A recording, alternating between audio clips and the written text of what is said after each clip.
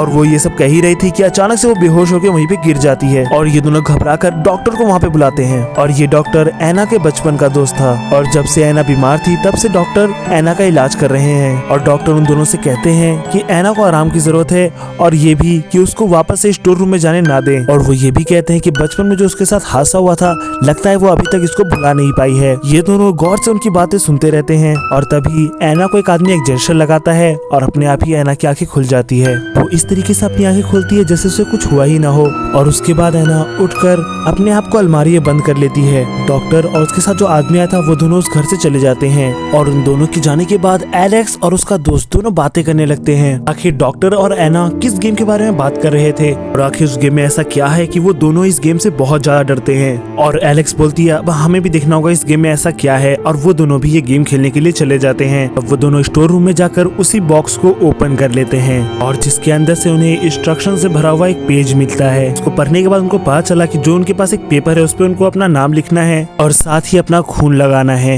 और उसके बाद उन्हें कैंडल जलाकर घर की सभी लाइट्स ऑफ कर लेनी है। और वो दोनों ये भी कर चुके थे और लिस्ट को लेके जाकर अपने ही मेन डोर पर लगा लेते हैं और फिर अपने मेन डोर पर 22 मरतबा नॉक करते हैं और कुछ इस तरह से कि आखिरी नॉक उनका 12 बजे होता है। और अब जैसे जैसे एलेक्स नॉक करती जा रही थी अलमारी के अंदर बैठी हुई एना डरती जा रही थी, लेकिन 12 बजते ही एना अजीब तरीके से हंसने लग जाती है। अब वो दोनों दोबारा से इंस्ट्रक्शंस पढ़ते हैं और इसके हिसाब से लिखा हुआ था कि अब मिडनाइट डेविल उनके घर में आ चुका है और उससे 3:33 तक बचना है और बस यही सर्वाइवल गेम है। लेकिन अब इंस्ट्रक्शन का पेज आधा था और इनको दूसरा पेज भी ढूंढना था और जिसे ढूंढने के लिए माइल्स यानी एलेक्स का दोस्त वापस से स्टोर रूम में जाता है। लेकिन एलेक्स को एना के रूम से कुछ अजीबोगरीब आवाजें आने लगती है तो वो वही चेक करने के लिए जाती है क्या हुआ और एना के रूम में एना कहीं पर भी नहीं थी। और ये देख के एलेक्स काफी ज्यादा घबरा जाती है और वो अपनी कैंडल को एक जगह पर रखकर वॉशरूम के अंदर एना को ढूंढने के लिए चली जाती है। इधर स्टोर रूम के अंदर माइल्स को वो पेज भी मिल गया था और उस इंस्ट्रक्शन वाले पेज पे लिखा हुआ था कि इन दोनों को अपना कैंडल बिल्कुल ही बुझने नहीं देना है और अगर कैंडल बुझ गई तो उन्हें 10 सेकंड के अंदर अंदर उस कैंडल को वापस जलाना होगा, नहीं तो मिडनाइट मैन उन्हें ऐसे ड्रामने मीम्स दिखाएगा कि ये लोग खौफ से ही मर जाएंगे।